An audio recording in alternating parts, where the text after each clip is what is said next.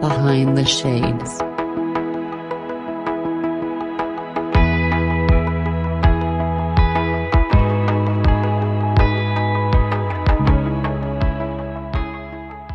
Take us through your journey from this rich, beautiful, inspiring culture to how you got started doing what it is you're doing with helping your clients overcome overwhelm.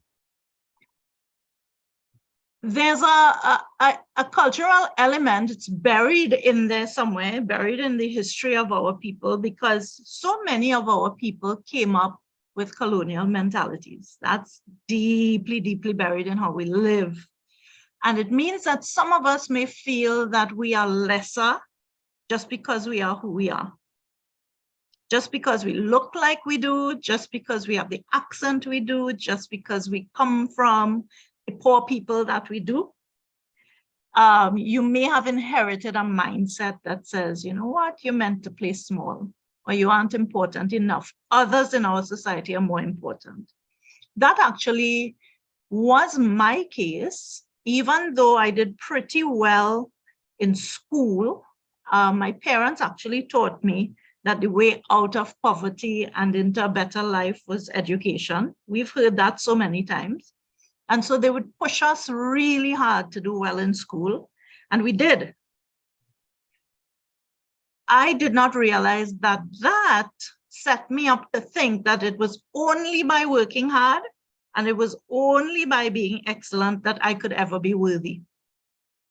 So anytime I failed, anytime I messed up, anytime I just wasn't as upstanding and as well put together as I thought I should be, or as somebody else thought I should be, and they dropped labels on me, I would feel that I had failed them and I wasn't worthy. So, but all of these things were hidden from me until I was in my 30s, actually. I just didn't clue into those things. I was blind and just in the rat race and working really hard, overextending myself, thinking that the way to earn my position in the workplace, the way to earn respect, the way to be accepted by others was always to be an overperformer. And I don't know what ball dropped, but it was around my mid-30s that I finally started realizing something is wrong here, Marsh. You think that you can't just be you and be enough. And that's part of the reason I'm on your interview with no makeup and in a t-shirt, because I've been on this journey for about 10 or 12 years, just learning to say, this is how I look, this is how I sound. And I really don't care too much anymore about what somebody else thinks about this look, this face, this voice, because I've learned to accept and love it. And I think when I come from the authentic place of who I am, this center, the right people will hear my message and it will reach them in the way that they need to be reached.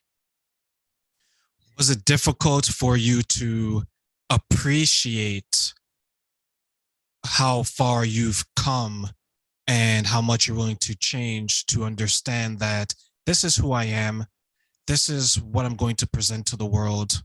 I want people to love me the way that I'm loving myself right now. There have been many, many journeys, many little and big lessons that led me to that.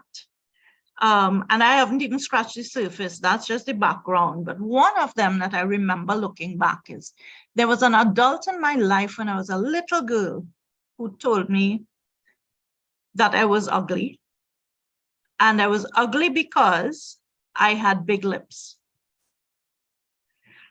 And a little girl doesn't question anything, right? So this person said, your lips are thick.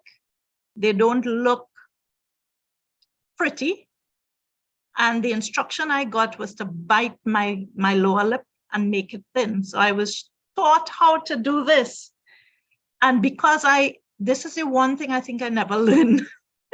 So I just didn't do it well, but it was a source of a lot of shaming and a lot of being told negative things because somebody didn't like that my nose was big and somebody didn't like that my lips were big. And you started to feel like this model that somebody made me from was a flawed model. This mold should have been broken. And that person, my son is 16 now. When my son was around 11, he came home one day and he said that the person had told him the same.